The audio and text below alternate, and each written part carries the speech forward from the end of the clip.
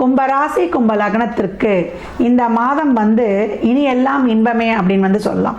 அதற்கு அச்சாரம் தான் போட போகுது. ஏன்னா கிரகங்கள் பார்த்தீங்கன்னா உங்களுக்கு 10, 11 இடத்துல ரொம்ப அருமையாக பயணிக்குது. எப்போவுமே ஒரு கட்டத்தில் ஒரு கோச்சாரத்தில் 10, 11 தான் கிரகங்கள் அதிகமாக இருக்கும்பொழுது அதிகப்படியான நன்மைகள் செய்யும். நிறைய கஷ்டப்பட்டுடுச்சு கும்பம்.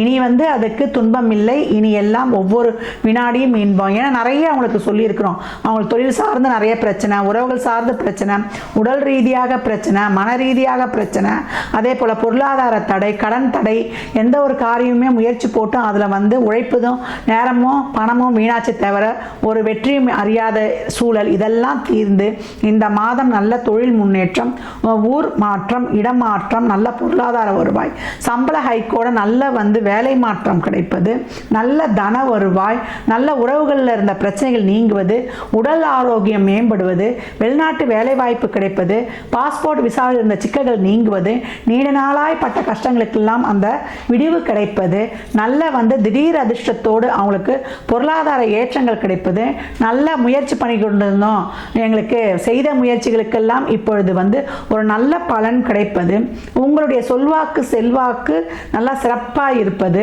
ராஜகிரகங்களின் பார்வை இவங்களுக்கு சமூகத்தில் நல்ல ஒரு பேர் புகழ் அங்கீகாரம், தலைமை பதவியில் இருப்பவர்களுக்கு ஒரு சிறப்பான ஒரு மதிப்பு மரியாதை கௌரவம் பதவி உயர்வையும் நல்ல ஒரு விருதுகளையும் வாங்கி தருவது, மீடியாவில் இருந்தாலும் சரி இல்லை ஒரு கலைத்துறை சம்பந்தப்பட்டவர்களாக இருந்தாலும் சரி உங்கள் தொழிலில் நீங்கள் எதிர்பார்க்காத ஒரு உச்சத்தை அடைவது, அது மட்டும் இல்லாமல் மிக சிறப்பான லாபத்தை அடைவது, 11ஆம் வீட்டையே பார்க்கறதுனால நடக்கக்கூடிய அனைத்து விஷயங்களும் மிக சிறப்பான மன நிறைவை தரக்கூடிய அற்புதமான மாதம்.